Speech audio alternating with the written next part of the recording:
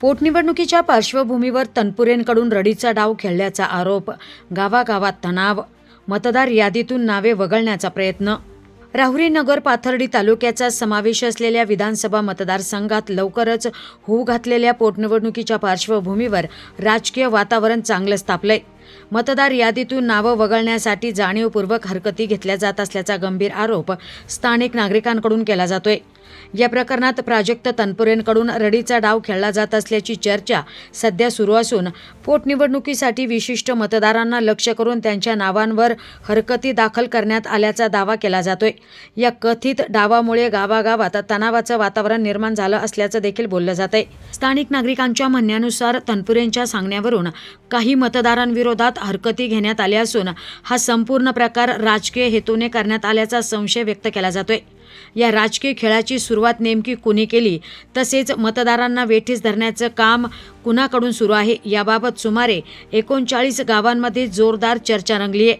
दरम्यान अनेक मतदारांनी आपण मतदार यादीबाबत कोणतीही हरकत दाखल केली नसताना अज्ञात व्यक्तींकडून आपल्या नावाचा गैरवापर करून हरकती दाखल केला गेल्याचा दावा केलाय.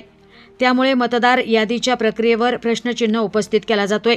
पोटनिवडणूक तोंडावर असताना अशा प्रकारच्या कथित हरकती, नाव वगळण्याचे प्रयत्न आणि राजकीय हस्तक्षेपामुळे निवडणूक प्रक्रियेच्या पारदर्शकतेबाबत गंभीर चिंता व्यक्त केली जाते. प्रशासनाने या संपूर्ण प्रकरणाची सखोल चौकशी करावी आणि पात्र मतदारांवर अन्याय होणार नाही याची खात्री करावी, अशी मागणी नागरिकांमधून होत आहे. या आरोपांवर संबंधितांकडून अद्याप कोणतीही अधिकृत प्रतिक्रिया आलेली नाही. मात्र प्रशासन या प्रकरणावर काय भूमिका घेतं याकडे आता संपूर्ण मतदारसंघाचं लक्ष लागलंय. आज सकाळी पिंपळगाव माळवे या ठिकाणी आमच्या मौजे तलाठी भाऊसाहेब या ठिकाणी पिंपळगाव माळवे या ठिकाणी 10:30 वाजता आले आणि त्यांनी आमचे मित्र ग्रामपंचायत सदस्य इंद्रभान बारगळ यांना फोन केला का तुम्ही तातडीने तलाठी कार्यालयात या. तर हे व्यक्ती नेवाशाला त्यांच्या घरगुती उपचारासाठी त्यांच्या पाहुण्यांना घेऊन चालले होते.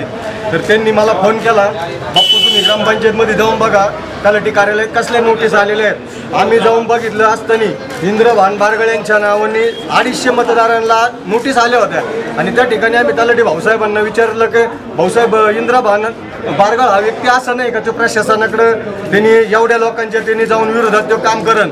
आणि मग याच्यामध्ये आम्ही इंद्रभान त्या ठिकाणी त्यांच्या घरच्यांना नेवाशामध्ये ठेवूनच तात्काळ या ठिकाणी तहसील कार्यालयात एसटीने या ठिकाणी आलं. आणि यानंतर आमच्या गावचे मेजर गुंडा असतील, सुधीर गायकवाड असतील, ग्रामपंचायत सदस्य, डोंगरगंजचे सरपंच असतील, दत्ता मामा असतील, पैलवान संदीप दादा कर्डिले यांनी आम्हाला कॉन्टॅक्ट केला का तुमच्या गावच्यासाठी आणि सगळ्या मतदारसंघातल्या जे आमच्या डोंगरगंज धनगरवाडी याच्यासाठी मिटिंग लावलेली.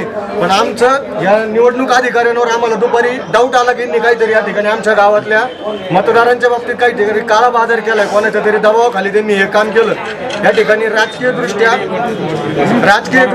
इंद्रभानचं त्यांची पार्टी वेगळी आणि आमची पार्टी वेगळी. गावामध्ये अशी त्या व्यक्तीला आज गावातील 250 ते 150 लोकांनी स्वतः फोन करून का आमचे नावं का काट केले, उद्या त्या व्यक्तीला काही झालं तर हिची पूर्णतः जबाबदारी या निवडणूक अधिकाऱ्यांची असेल याची मी आमच्या प्रशासनावर याची मी आमच्या सर्व ग्रामस्थांच्या वतीने होत्या मतदारांचे आणि त्या मतदारांचं जर नावं जर या यादीमधून होणाऱ्या पोटनिवडणुकीमध्ये जर कमी आढळण्यात आले नाही तर या निवडणूक अधिकाऱ्यांची आणि या प्रशासनाची पूर्णतः जबाबदारी राहील.